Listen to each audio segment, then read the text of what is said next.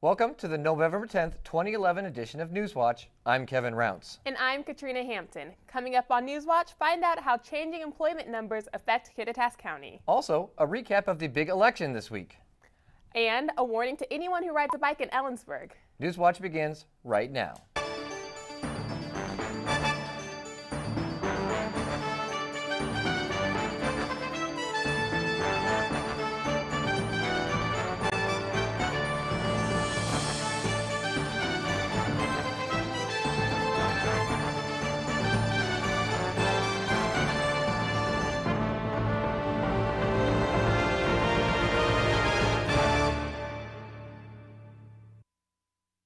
Economic woes across the nation may not be hitting Kittitas County as hard as you may think. New unemployment numbers released may be cause for celebration.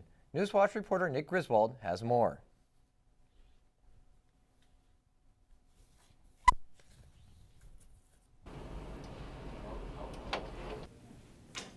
A recent report issued by the Washington State Employment Security Department shows that the unemployment rate in the county is going down. Oh. Donald Messick, regional labor economist, explains. Generally, the unemployment rate here in Kittitas County, Nick, has been looking pretty good. It's still not as low as it was 4 or 5 years ago, but one of the things we look at is over the year changes. For September 2011, that rate dropped about 0.5 of a point between last September and this September. Maurice's in downtown Ellensburg has managed to add a few jobs over the last few months. We have a couple new employees, and it's pretty exciting. Most of them are students, so we like to have the students come in. They keep things fresh, I think. Despite an increased number of jobs across the county, local businesses such as Maurice's are still struggling to bring people in.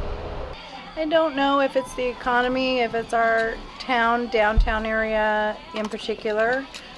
There has been a decline in business. I'd like to see more traffic, more people coming out and visiting our stores even. I'm Nick Griswold reporting for NewsWatch.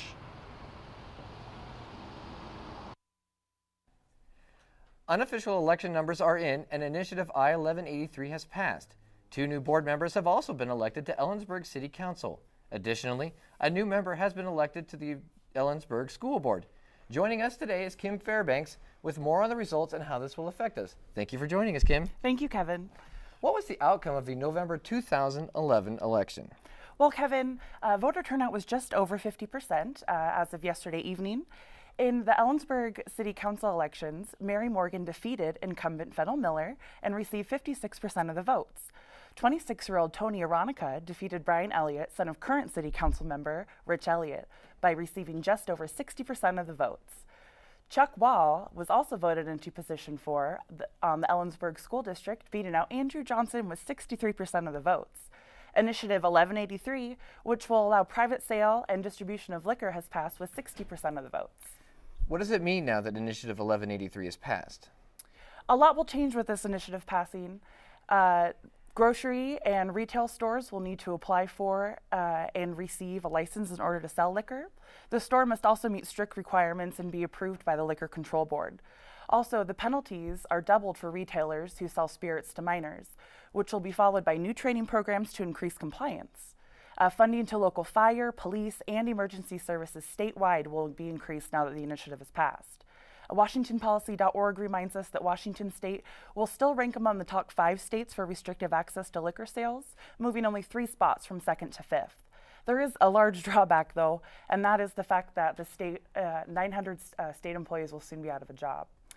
When will the Initiative 1183 be effective? According to the Washington Policy Center, as of June 1st, 2012, private retail sales will begin by June 1st, 2002, and as of June 1st, 2013, the state's assets must be auctioned off.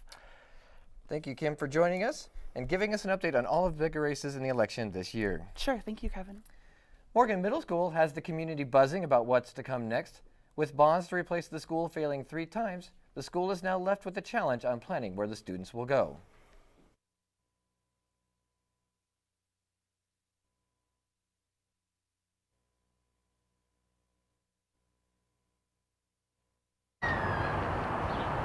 The community has used the school for over 80 years, but for the last decade, the Ellensburg School District has been looking for a replacement. It would be my belief that later on down the road that we would be looking at pursuing another bond. We have had 3 unsuccessful attempts of a bond in order to try to resolve the issues at Morgan Middle School, and therefore the only focus right now of the board is to identify how we can go about vacating Morgan Middle School. Morgan Middle School was built in the 1930s. At the time it was state-of-the-art. Today it's extremely outdated, with electrical, structural, and seismic issues being the main cause of the exit of the building. We identified 10 options that were available.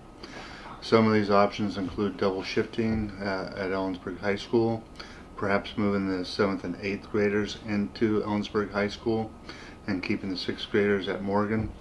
Possibility of putting down portables at Morgan Middle School.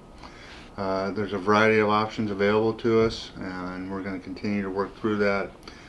Essentially, we need to identify all the positive and negatives regarding those issues. Transportation, curriculum issues, safety, how it's going to impact student learning, as well as the cost. With more state cuts on their way, there are no easy solutions at this point. Some options being discussed could have students moving out in the following school year. One thing is certain, this landmark of the community is beyond repair. This is Bonnie Davidson reporting for NewsWatch. A heroin scare last year at the Ellensburg High School caused worry to the community. NewsWatch reporter Jake Updegraff went to the school to see what changes the school has made and if those strategies have worked.